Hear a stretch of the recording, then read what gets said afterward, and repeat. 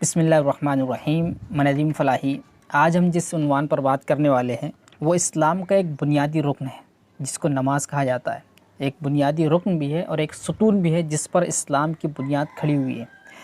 اللہ کے رسول صلی اللہ علیہ وسلم نے ایک حدیث میں ارشاد فرمایا کہ اسلام 5 چیزوں پر کھڑا ہوا ہے۔ اسلام کی بنیادیں 5 چیزیں ہیں جن پر اسلام قائم ہے، جس میں سے سب سے پہلے تو ایک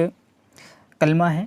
توحید، جس کو ہم لا الہ الا اللہ محمد رسول اللہ کہتے ہیں۔ اس کے بعد زکوٰۃ، حج، روزہ، اور ایک جس میں سے ایک نماز بھی ہے۔ یعنی ان 5 چیزوں پر یہ اسلام کی بنیاد ہے جو قائم ہے، اور ہم جانتے ہیں کہ ان 5 چیزوں میں کلمے کے بعد سب سے زیادہ اہمیت نماز کی ہے، اس لیے کہ یہ وہ رکن ہے جب انسان پر فرض ہو جاتا ہے، کسی انسان پر، تو وہ موت کے آخری سانس تک اس پر فرض رہتا ہے، اس کو ہر حالت میں اس کو ادا کرنا ہوتا ہے۔ لیکن افسوس کی بات یہ ہے کہ ہم اس سے جتنا ہم پر یہ فرض ہے اتنے زیادہ ہم اس سے کوتاہی برتتے ہیں، اتنی زیادہ ہم اس سے غفلت برتتے ہیں، اس سے لاپرواہی کا ہم ثبوت دیتے ہیں۔ ہم مسلم معاشرے کا اگر جائزہ لیں، ہمارے نوجوانوں کا اگر ہم جائزہ لیں تو ہم اس سے معلوم ہوتا ہے کہ ہم اس سے بیزاری والی کیفیت ہمارے مسلم معاشرے کے اندر ہے، ہمارے گھروں کے اندر ہے کہ ہم نماز کو وہ اہمیت نہیں دیتے جو دینی چاہیے۔ حالانکہ ایک حدیث میں آتا ہے، اللہ کے رسول صلی اللہ علیہ وسلم نے ارشاد فرمایا کہ یہ مومن اور کافر کے درمیان میں فرق کرنے والی چیز ہے، یہ مومن اور منافق کے درمیان میں فرق کرنے والی چیز ہے۔ ہم جانتے ہیں کہ اللہ کے رسول صلی اللہ علیہ وسلم کے دور میں منافقین بھی نماز پڑھا کرتے تھے، اس لیے کہ تاکہ وہ نمایاں نہ ہو جائے کہ یہ منافق ہے، اپنی مسلمانیت کو ثابت کرنے کے لیے وہ نماز پڑھا کرتے تھے، نماز کے لیے مسجد میں آیا کرتے تھے۔ لیکن آج ہمارا حال کچھ اور ہے، ہم اپنے آپ کو پکا اور سچا مسلمان بھی سمجھتے ہیں، کہلواتے ہیں، اور اس کے باوجود ہم اسلام پر عمل کرنا بھی نہیں چاہتے۔ یہ ایک دوگلا پن ہے جو اسلام کے ساتھ ہم کر رہے ہیں، اس سے ہمیں بہت جلدی نکل جانا چاہیے، ورنہ اللہ تعالیٰ کے ہماری بہت سخت پکڑ ہوگی۔ نماز کے بہت زیادہ فائدے بھی ہیں۔ ایک تو اس کا روحانی فائدہ یہ ہے کہ جب انسان نماز پڑھنے لگتا ہے تو جیسے کہ قرآن کریم کے اندر آیا ہے کہ نماز انسان کو ان الصلاۃ تنہی عن الفحشاء والمنکر، نماز انسان کو بے حیائی اور برائی سے روکتی ہے۔ اگر ہم اس کا جائزہ لے کر آج جس معاشرے کے اندر جتنی تیزی کے ساتھ بے حیائی پھیل رہی ہے، برائی پھیل رہی ہے، اور خاص طور سے نوجوان طبقہ جس طریقے سے برائی کی طرف لپک رہا ہے، اور بلا جھجک، بلا خوف و خطر، کسی کا ڈر نہیں ہے۔ جب اللہ ہی کا ڈر نہیں ہے تو پھر کس کا ڈر ہے؟ تو ایسا لگتا ہے کہ وہ ڈر اور وہ خوف ختم ہو گیا، اور پوری بے حیائی اور بے شرمی کے ساتھ اس بے حیائی کو وہ قبول کرتا ہے، اس کا وہ ایک حصہ بن جاتا ہے۔ لیکن اس پر ہم کبھی غور نہیں کرتے، حالانکہ اس سے بچنے کا نسخہ، واحد نسخہ یہ ہے کہ ہم نماز کی طرف آ جائیں، ہم اللہ تعالیٰ کے حکم کی طرف آ جائیں۔ جو چیز اللہ تعالیٰ نے کہہ دی ہے، جو بات اللہ تعالیٰ نے کہی ہے کہ نماز سے انسان بے حیائی اور برائی سے بچتا ہے، تو پھر ہمیں، اگر ہم نماز ادا نہیں کرتے اور ہم مسلم معاشرے کو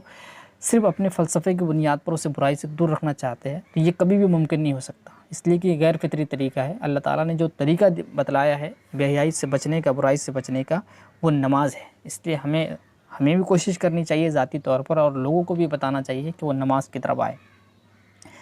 تیسری اور آخری اہم بات یہ ہے نماز کے تعلق سے، وہ یہ ہے کہ یہ ایسا رکن ہے ہم جس کے تعلق سے بہت غفلت برتتے ہیں۔ ہم سمجھتے ہیں کہ یہ کوئی جہنم میں لے جانے والی چیز نہیں ہے، جیسے کہ ہمارا عمل بتاتا ہے۔ ہم یہ سمجھتے ہیں جب نماز ہم چھوڑتے جاتے ہیں، مطلب جان بوجھ کر نماز چھوڑتے ہیں، اذانیں ہو رہی ہے اور ہم بازار کا رخ کرتے ہیں، ہم مارکیٹ کا رخ کرتے ہیں، ہم خریداری کرتے ہیں، اس کے باوجود بھی ہمارے کانوں پر جوں تک نہیں رینگتی، ہم مسجد کے سامنے سے گزرتے ہیں اور مؤذن اذان دے رہا ہوتا ہے، پکار رہا ہوتا ہے، لیکن اس کے باوجود بھی ہمارے دل میں ذرا بھی خوف نہیں آتا کہ ہم پہلے نماز پڑھ لیں، اس کے بعد ہم بازار میں جائیں یا پھر اپنا کچھ کام کریں۔ یہ وہ رکن ہے جس کو جب قرآن کریم بیان کرتا ہے کہ جب جنتی جہنمیوں سے پوچھے گئے کہ تمہیں کس چیز نے جہنم میں ڈالا ہے، تو وہ کچھ چیزیں گنائیں گے، یہ چیز، ان چیزوں کو ہم جہنم میں گئے ہیں ان چیزوں کو چھوڑنے کی وجہ سے، جس میں سے سب سے پہلی چیز وہ بیان کریں گے ما سلککم فی سقر۔ جب جنتی کہیں گے کہ تمہیں کس چیز نے جہنم میں ڈالا ہے، تو وہ کہیں گے قالوا لم نک من المصلین، یعنی وہ کہیں کہ ہم لوگ نمازیوں میں سے نہیں تھے، یعنی نماز نہیں پڑھتے تھے۔ اس کے بعد پھر کھانا نہیں کھلاتے تھے، اور دوسری اور چیزیں بھی ہیں، لیکن سب سے پہلی چیز جو اس کے اندر ہے کہ ہم نماز نہیں پڑھتے تھے۔ تو اس کا مطلب یہ ہے کہ کلمہ پڑھ لینا کافی نہیں ہے،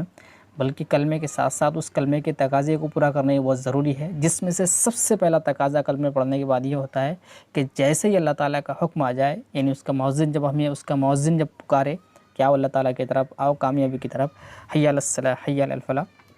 تو ہمیں فوراً اللہ تعالیٰ کی طرف لپکنا چاہیے، اس کے گھر کی طرف، اور اس کامیابی کو حاصل کرنا چاہیے جس کامیابی کی طرف اللہ تعالیٰ ہمیں بلا رہا ہے۔ تو ان مختصر باتوں میں امید ہے کہ ہم لوگ نماز کی طرف زیادہ توجہ دیں گے، اور خاص طور سے ابھی اگر ہم غور کریں، اگر ہم جس ماحول میں، جس معاشرے کے اندر ہم ایک عام سی زندگی گزار رہے، اگر ہم بہت زیادہ دین کا علم نہیں رکھتے، دین کی دعوت نہیں دے سکتے، یا پورے دین پر عمل ہم نہیں کر سکتے، یا ہم سے ہو نہیں پاتا، یا ہم ایسے مجبور ہیں ان حالات میں کہ ہم پورے دین پر اگر عمل نہیں کر رہے، تو اگر غور کیا جائے، اگر جہاں تک کہ میری رائے یہ ہے کہ اگر غور کیا جائے تو ہمیں صرف اب اسلام پر عمل کرنے کے لیے بھی صرف یہ دکھانا ہوتا ہے کہ ہم نماز پڑھیں، یعنی اگر ہم یہ بھی ثابت نہیں کر سکتے نماز پڑھ کر کے ہم مسلمان ہیں اگر، تو پھر کیا ہم چیز ہے جس سے ہم یہ ثابت کریں کہ ہم لوگ مسلمان ہیں؟ یہ ہم مسلمانیت کم سے کم ثابت کرنے کے لیے ہمیں اس بات تو ہونا چاہیے کسی کافر اور مسلم کے اندر فرق کرنے کے لیے، مومن اور کافر کے اندر، کہ ہم نماز ادا کریں، جیسے کہ حدیث کے اندر بھی ہے کہ یہ فرق ہے، تو ہم اس فرق کو تو کم سے کم باقی رکھیں کہ ہم مسلمان ہیں، نماز پڑھ کر ہم یہ ثابت تو کریں کہ ہم ایک مسلمان ہیں۔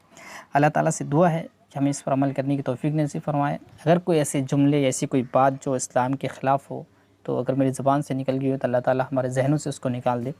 اور ہمیں نماز پڑھنے کی مزید اور توفیق دے، اور لوگوں کو اس کی طرف بلانے، اس کی دعوت دینے کی توفیق نصیب فرمائے۔ آمین۔ وآخر دعوانا الحمد للہ رب العالمین۔